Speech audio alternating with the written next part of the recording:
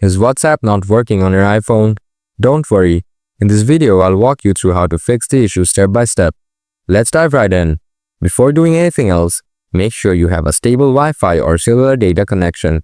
Try switching between Wi-Fi and cellular data to see if that resolves the issue. Try airplane mode on and off. After trying these basic things, if your issue is still alive, then follow these advanced solutions. Solution 1.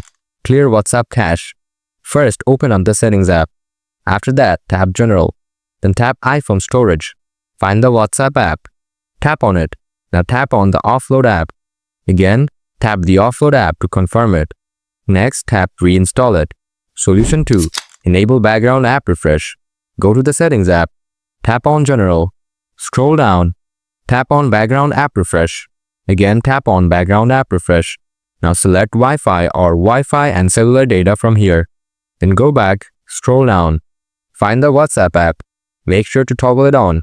Now go to the WhatsApp app and try to open it again. If you still have the same issue, then follow the next solution. Solution 3. Update the WhatsApp app.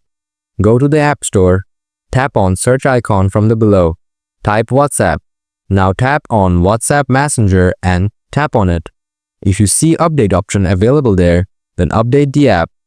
Check your issue to see whether it is solved. Solution 4. Reset all settings.